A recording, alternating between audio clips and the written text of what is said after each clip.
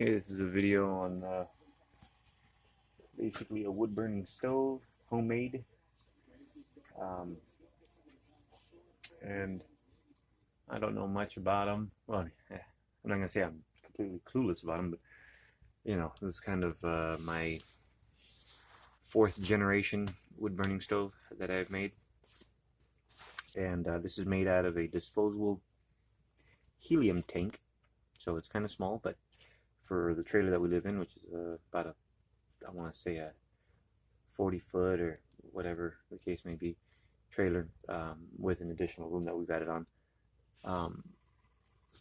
It heats it pretty nicely. Prior to that, we had a heater that was in here, really loud, really noisy, sucked down a lot of propane, and really wouldn't heat everything up. It would just, you'd get a hot air, but as soon as you turn it off, everything else was still cold. All the, the ground and everything, the walls are all still cold. It wouldn't retain any of the heat.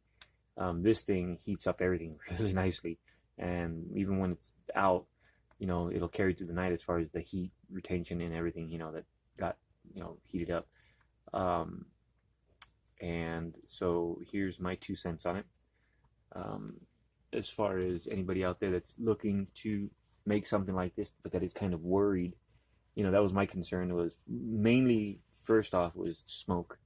I don't want to be smoking out my family, or carbon monoxide poisoning, or anything like that. So main thing though was smoke. I didn't want to be smoking out my family, killing them. And then the second one was obviously a fire hazard.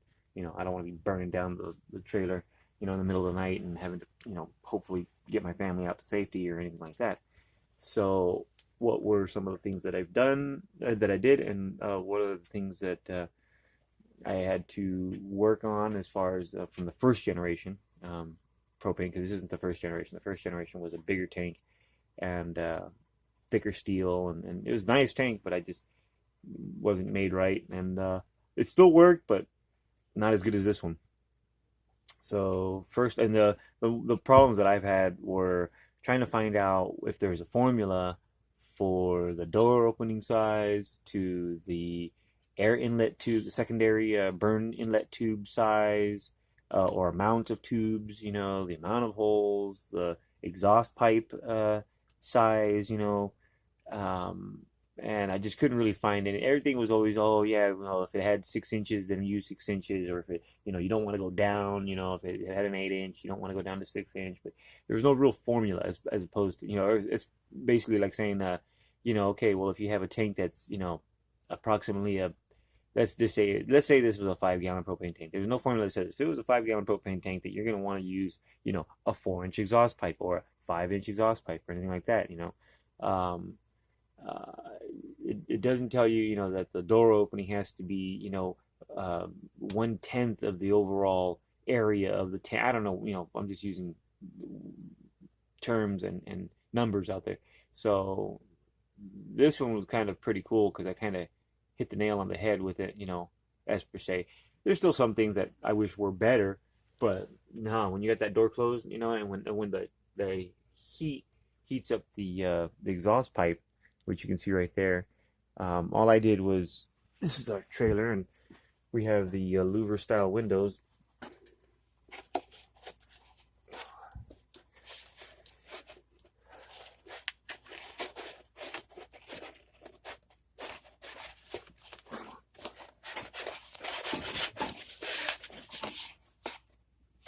Okay, so you can see we have the louver style windows. All I did was take out about 3 of the panels, put on a piece of metal right there, drill the hole out, and that's pretty much it. And I use, this is a piece of pipe that I welded on, that I got from a dryer, clothes dryer. Obviously a store-bought elbow, and then a store-bought piece of pipe to another piece of pipe, to another elbow. And then out there is that like slinky kind of 4-inch pipe stuff that, again, I think I also got from a dryer, which isn't advisable to use, but in this case it works out. It's far enough away from the fire to where it's able to hang in there. It's not getting burned up or nothing like that. I do have a baffle in this thing, down in here, like right about here somewhere. So you can see the air inlet tubes, right? 3 of them. Hold on, let me see if I can put the flash light on.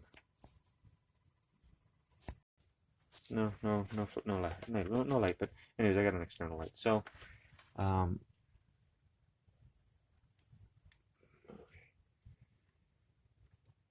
There we go. So there's 1, 2. There's 3 inlet tubes. The third one being all the way back there. And all it is some conduit.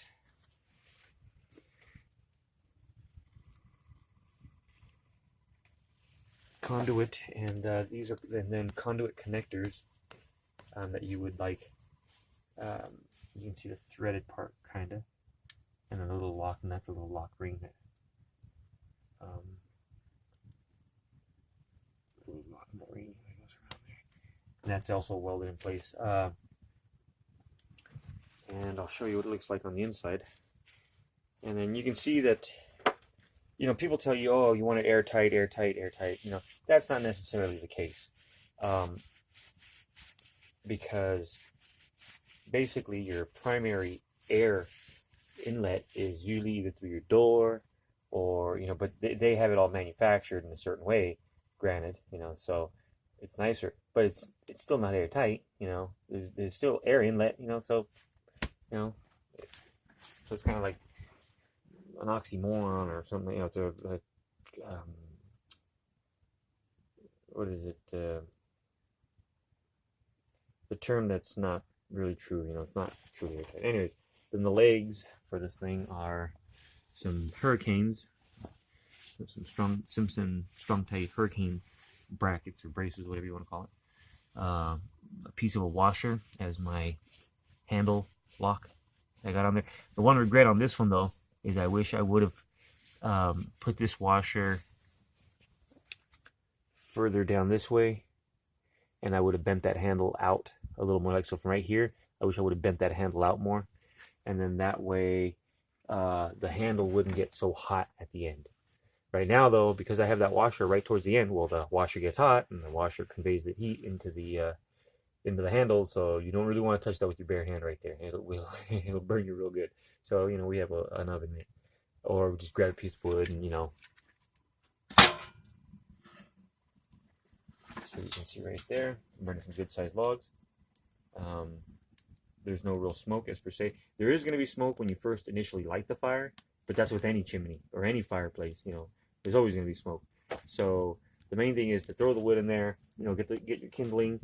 I have sticks of pine, which you really want to use some sort of like curlicue mix. Like I have curlicues. I take a plane and I make curlicues, and I use these pine sticks, which light up real good. And then obviously I start with thinner sticks, you know, of pine, and then build it up. But you can see right there, it's burning pretty good, and warmth is really radiating pretty good. And let's see if I can get a view of the little tubes inside. So those are my secondary burn tubes. Kind of dark. Those are my secondary burn tubes in there. And yeah, you know, I basically drill the holes on one side. You can see actually the conduit connectors right there. Those are those like shark bite kind of things, you know, compression fitting kind of things. The holes, you know, I just drilled miscellaneously. They're on both sides of the tube, and it works rather nicely. So now for dampening, all I do is, I'll show you here. So as you can see, there's no real smoke coming out. All the smoke is getting sucked back in, which is beautiful. That's what you want right there.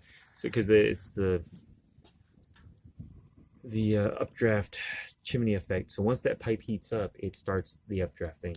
So even on like a store-bought, you know, whatever, or chimneys, you know, are famous for that. You know, if you don't warm up the flue first, it'll smoke out your house. So it's good to like take a piece of paper and put it upside the flue and burn it, you know, to heat up the pipe. So it starts the updraft effect. So But once this thing's going with the updraft effect, it goes good, and you know there's no stopping it. So you know, I can touch the door. You know, you can throw it real fast, you know, kind of thing. And just a piece of, and that's the piece that I cut out, obviously. And I put like a flange around it to help it seal up a little better. But that's basically your primary air intake right there. Is a little, for me, it's the gap around the door. That's my 2 cents on it. You know, there's much more clever ways of doing it, but for me, hey, it works. And then obviously my secondary burn tubes work great.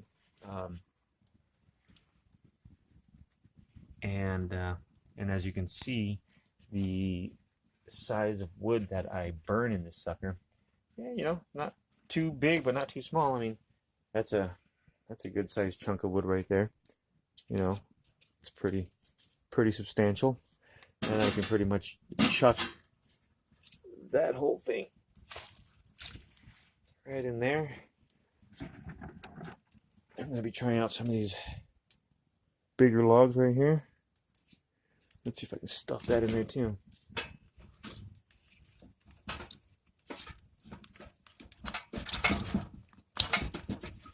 Yeah, that's hot. There we go. All right, not bad. And then if I really want to, you know,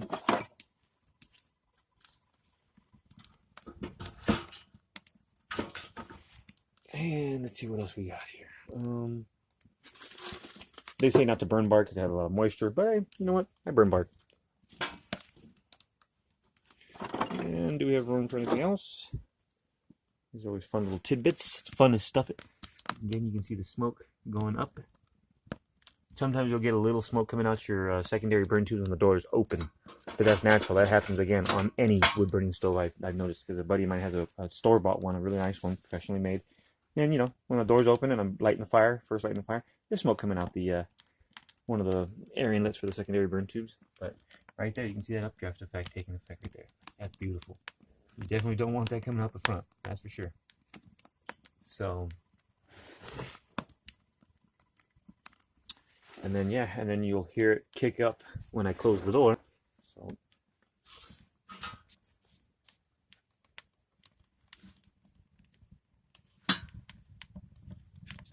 hear that.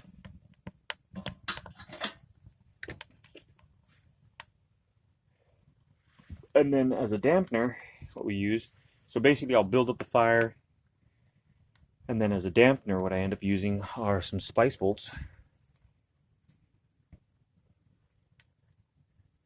And the splice bolts we put basically in the holes. So as the fire builds up to, you know, once it really gets going good and it's a good bed of coals, I'll either plug all the holes, or I'll plug 2 of them, or I'll plug 1 of them. But mainly for the night, so that I don't have to get up and feed the fire again. If I plug all the holes, that load of wood right there will last 4 hours. If I don't plug the holes, that load of wood right there will last 1 hour. So that's all on you. So, you know, what you decide to do. Anyways, the hearth pad is also homemade, as you can see from my tire track. Some of it's made with concrete, others a little bit's made with like underlayment for tile and concrete. You know, there's a past job when I tried to lift it up with the shovel and it came through. And then there's the rings from the little fireplace that I was using to dry it out because it was rainy at the time when I was making this. You know, my family was coming back, my wife and son, so I had to get it done. So yeah, angle iron that I welded up. There's rebar in the bottom hearth pad, and then there is like weld wire, or real thick chicken wire. It's weld wire actually in these other 2 hearth pads, at the backs to the hearth pads. They're not even secured really. They're just free floating there. The bottom one is free floating there. Like, well, yeah, it's the bottom. Where's it gonna go? But anyways, that was a joke. So you can see that we have an exterior awning. In the exterior awning, I drilled a hole, or I cut a hole. So you can see right there. So basically, kind of comes out and makes like a, I don't know, it makes a turn, goes out that hole on the exterior awning there, and then it goes up you know, like right about above the roof of the trailer, and it's that slinky, crinkly material, collapsible material, you know, at the end basically. And none of the pipes are screwed together or anything. That's all just on there, so it's really quick and easy to break down. You know, because they're store bought, it's pretty airtight right from the get go. Even if you were to screw it in, it's not going to make it more airtight, in my opinion. You know, because it's fucking metal. You know, and there's no wood burning smell. There's no smoke in the trailer. You know, as you can see, you know, there's. Well, let me clean up the lens.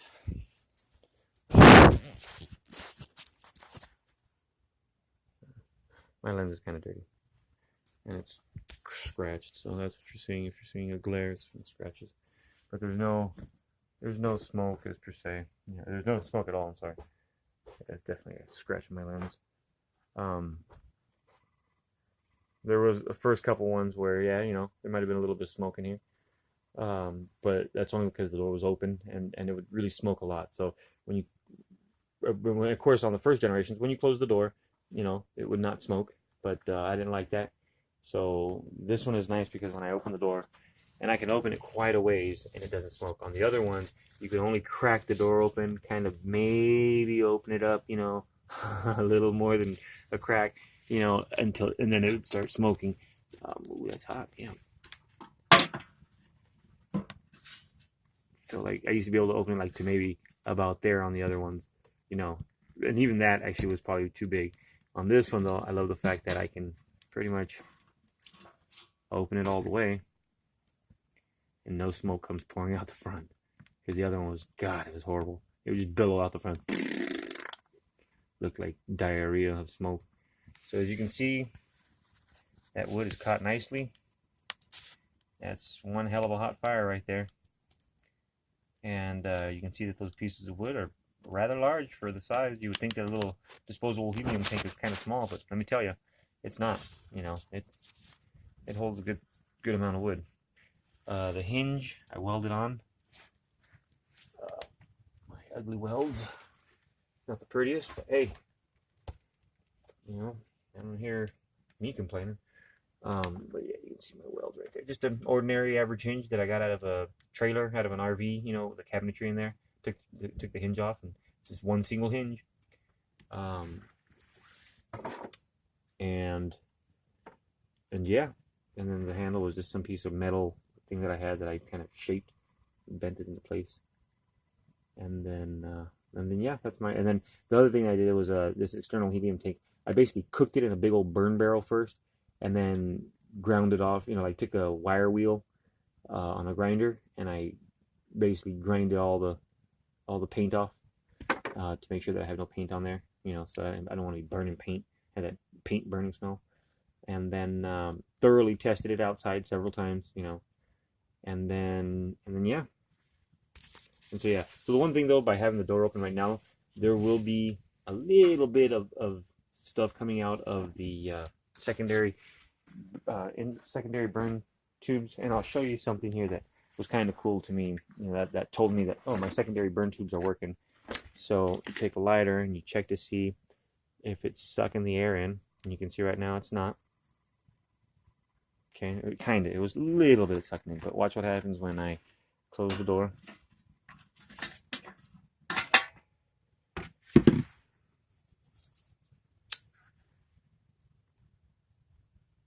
It's really sucking that flame in now, right?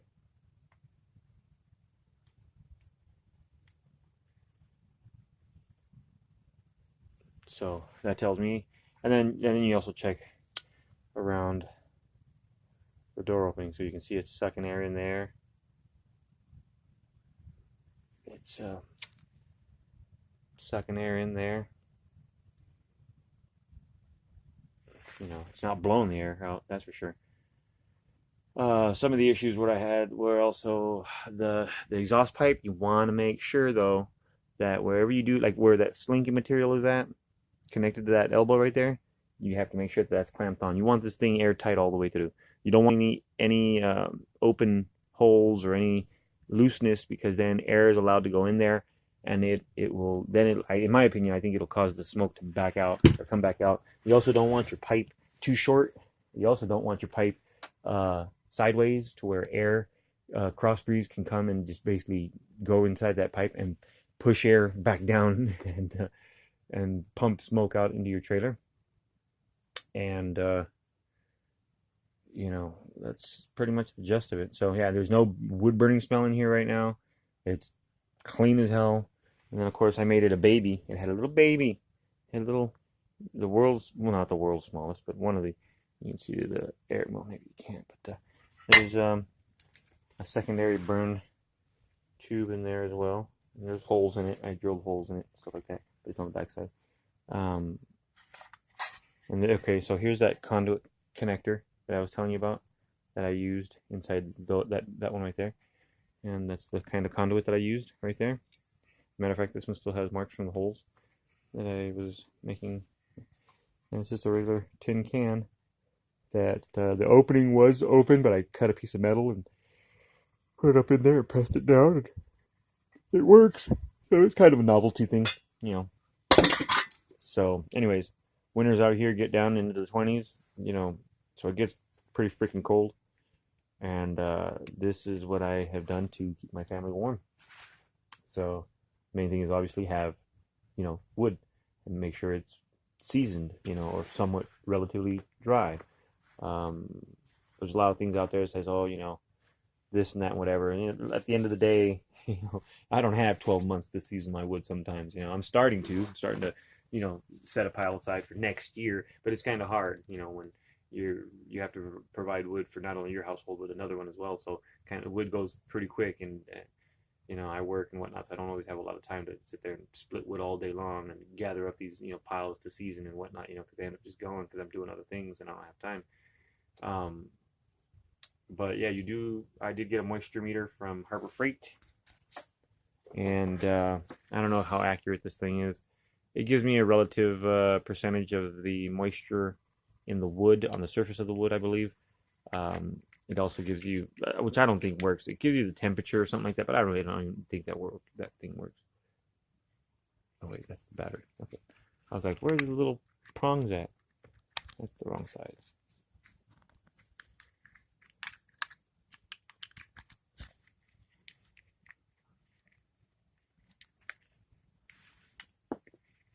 So it looks like a taser, huh? Freeze! I'll tase you, goddammit!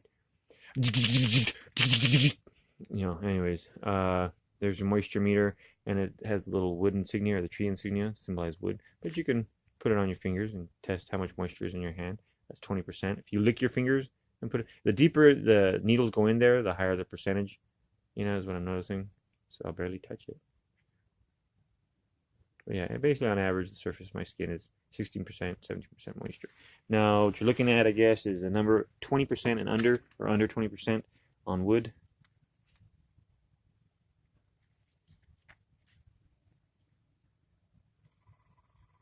So that's 13. That's 31. No, that's 13%. That's pretty good.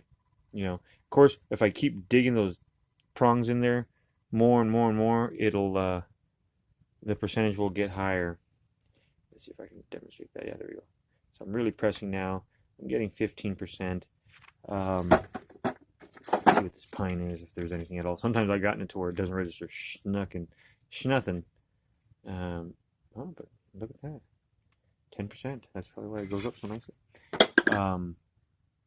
And then, let's see what we got here.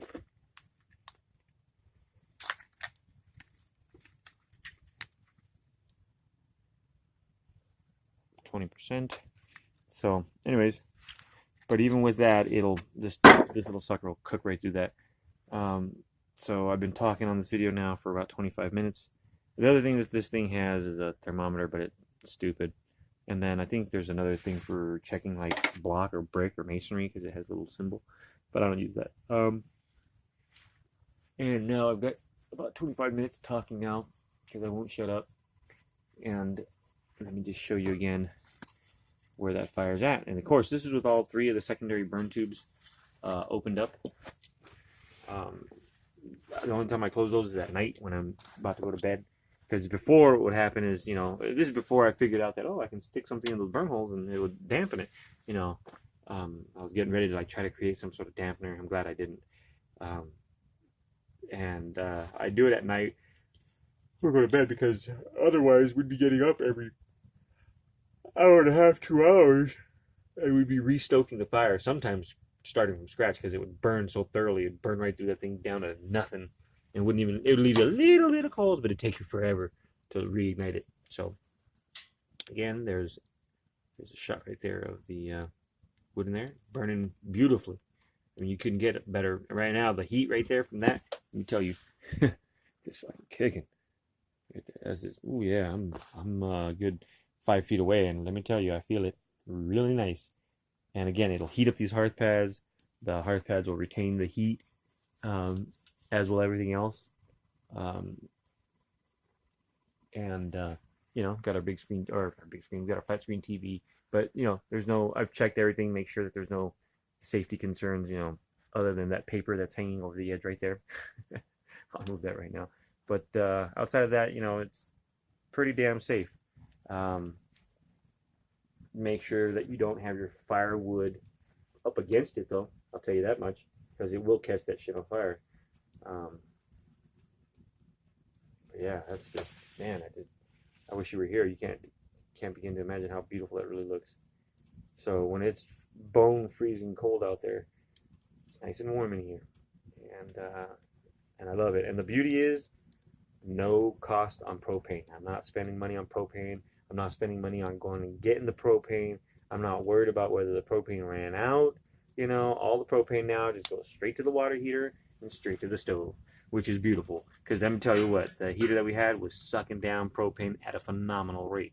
I have a 30-gallon tank out there. I could fill that up and be done with it in a week. Now we can fill up a 5-gallon container, and just between cooking and water heater, it'll last us a week, maybe even a little more. So that's nice, 30 gallons to 5 gallons, for that time period. And again, the 5-gallon, we might even stretch it to more. So I try not to burn pine, because what I've heard is pine has a lot of sap, and it'll fill your flue up and leave a lot of stuff that will basically cause chimney fires, where all the soot and the stuff build up in the tube and then eventually just ignite and boof. So to prevent all that, I try not to burn pine. I only burn pine for the starting of it. I do not burn pine as my primary my primary wood source. Oh, sorry, yawning. And you can see my dog over there is very comfortable. She usually likes to be under the covers if it's cold, but it's not cold, so she's like, well, okay, I'm living the high life. Let's not bother her. She's resting. Anyways, that's my 2 cents on it. Again, you can see these are smaller little logs that I'll be throwing in there. You don't want to be putting in pieces of wood that will keep that door open. So I tried that once. I tried just, I thought, oh, okay, I'll let it burn, and then, I'll shove it in as it burns. No, don't do that. You need to make sure that door shuts, that you can shut it right after you've stuck that wood in there. That's one thing you don't want to do. You don't want to really be leaving your door open with this wood burning stove. You can leave it open for a little bit, but eventually, yeah, you will smell something, whatever you're burning. So you can crack it open, but you don't want to have it fully open for a long period of time, for an extended period of time. But like right now, there's no smell of anything. Just nice, good, clean heat. And you gotta love it. So I'm sorry for this long and winded video, but I hope anybody out there who's looking up anything on wood burning stoves learned something, or got the confidence to go for it. Because that was the thing, is I was like, man, my family's gonna freeze to death. So I had to do something. So the first one, like I said, the first one was different. but it worked. It did work. It just I was having some issues that I don't really care to go into right now because it's just a whole nother 30-minute video. Um, but I'm gonna do some work on it and see if I can't get it to work as good as this one because it is the one out there. The other first one is much bigger and it holds a lot bigger pieces of wood, so I don't have to cut my wood so small. That's the one tedious thing is that I have to cut the wood, kind of these small little pieces and split it all into these small little pieces. And when you're splitting wood by hand without a hydraulic log splitter, it's like, man, I wish I could hold bigger pieces of wood so that I don't have to split all this so small. And yeah, if you got any questions, any comments, anything at all, go ahead and leave them in the comment section. Again, I'm not a professional. I'm not, a professional wood burning stove maker. So if you have any comments as far as my rookie mistakes, go ahead and leave those as well. But yeah, just know that I'm not claiming to be, the guru of wood burning stoves. I'm just giving you my 2 cents, as well as hoping that whoever's looking up wood burning stoves and wanting to make one get something from this and answered some of the questions, or gave them the confidence to go for it. Because that was my thing. It's like, oh man, I was just so concerned. I was getting ready to rip a hole through the roof, and go up and go to the roof and put the firebox up there and da da da da da and this and that and whatever. And man, I'm so glad I did not do that. I am so glad because I didn't feel like doing that. That was just going to be a lot of work. And this roof is a different kind of roof. I didn't feel like cutting into the roof. It wasn't a composition shingle roof. It was just like tile stuff that, oh God. It would have been no fun, you know. So going out that way, it was just so easy. I literally, like I said, took a couple of the panels out of that little window there. And that right there, that stainless steel right there, that's a piece from a barbecue. That's the little end table of a barbecue. You know how they have the little end tables on the side? So that is the end table of a barbecue that I cut and shaped and then screwed in with a couple of, or like 4 Tech screws, 3 Tech screws or whatever. And then cut the hole and ran the pipe through. And then cut through the hole through the, I was going to go straight up through that awning, but now I'm going to go out the side. So I went out the side and done deal. You definitely don't want to have hard 90s in this thing. So, going up right there, it's not really a hard 90. It's like a sweeping 180 or a sweeping 130 or, it kind of just goes, it's very short and then it goes up again. So, it's a very small amount of actual tube that's curving around and that's level. Obviously level is not good. Smoke rises, smoke doesn't go down. So you really want to have it going up as straight as possible. But if you can't, then hey, you know what? You got an angle. You can go out. You can go around. You can go up. Because that was my other concern. I was like, oh, I didn't want to do elbows. This and that, whatever. Hey, it worked. Who knew? So, and then I have a fan. It was like a little bit of a heat transfer, or a heat circulator. That